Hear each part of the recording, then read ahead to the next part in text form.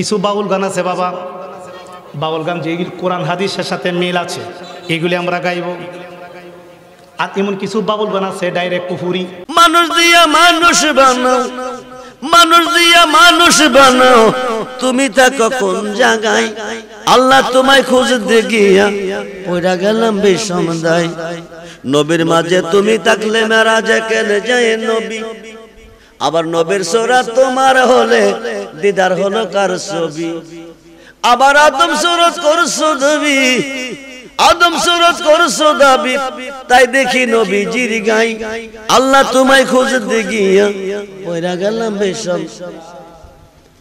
সংসারের চাপে পড়ে হারাম হালাল কত হয়, এ সুরাত তোমার কইলে তুমিও তো খাইছো তাই।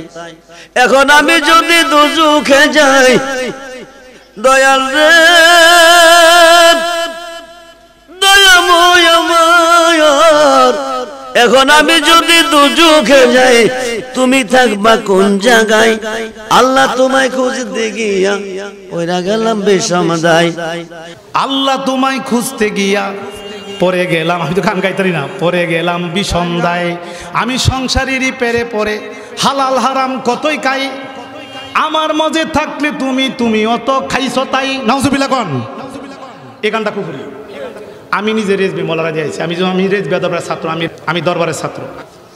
এই গানটার ব্যাপারে আমরা দিয়েছিলাম, পরন্তু হচ্ছে এই গানটা হাজাল গানাহু মাকরু তাহরিমি, এটা মাকরু তাহরিমি হারামের কাছাকাছি, কারণ এখানে আল্লাহকে দোষী করা হয়েছে। আচ্ছা বলুন তো বাবা, আমাদের ভিতরে আল্লাহ আছে কি নাই? এখন আল্লাহ ভিতরে আছে বলে কি হারাম খাইব? আচ্ছা হারাম খাইটা আমরা স্বভাব, আল্লাহ কি হারাম খাইতে নিষেধ করে নাই?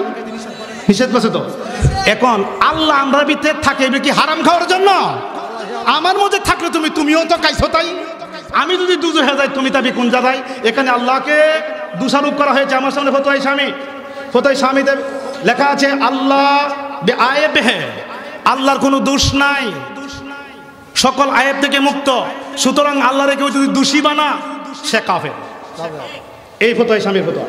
2 নম্বর ফতোয়া কোরআন সূরা আনআমের 14 নং আয়াত, সূরা আনআম 14 নং আয়াত, ওয়াহুয়া ইয়াতঈমু ওয়ালা ইতুম। আল্লাহ বলেন আমি আহার করাই, আমি আহার করি না। আমি মানুষকে খাদ্য দান করি কিন্তু আমি খাদ্য খাই না। সুবহানাল্লাহ বলতে না বাবা? সূরা আনআম 14 নং আয়াত। তাহলে আল্লাহ কি খায়? তাহলে আমার মধ্যে থাকলে তুমিও তো খাইছো তাই।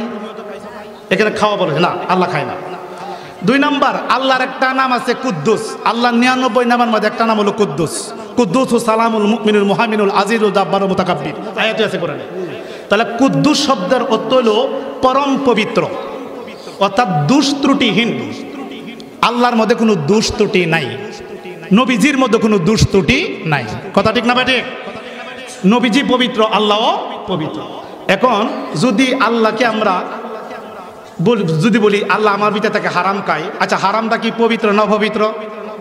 তাহলে আল্লাহকে কেন অপবিত্র খাওয়ানো হচ্ছে? না, আল্লাহ পবিত্র, দুষ্টুটি থেকে মুক্ত। সুতরাং এই ধরনের গান গাওয়া যাবে না।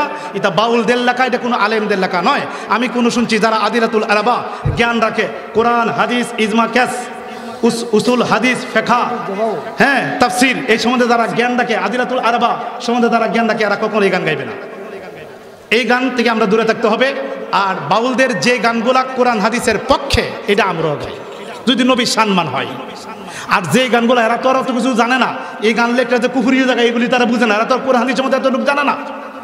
এইগুলি লেখলে কি আমরা গাই দেবো? না, এগুলি গাওয়া যাবে না। এগুলি আমাদের সমালোচনা হচ্ছে। আমরা এগুলি, এখন হলো দলিলের যুগ, এখন কোরআন হাদিস যুগ, সবার হাতে হাতে মোবাইল। একটা কথা বলবো, হুজুর কোন জায়গাতে বলছেন বলেন? বুখারী শরীফ প্রথম হাদিস বলেন, আমার কাছে আছে বুখারী, বলেন। তাফসির রুহুল বায়ান তার আছে, বলেন প্রথম বলেন। এইভাবে হাদিস কোরআন সব কোরআনের মধ্যে সফটওয়্যার দেওয়া আছে। এখন কিন্তু খুব অ্যালার্ট করে কথা বলতে হবে, খুব সচেতন হয়ে থাকতে হবে।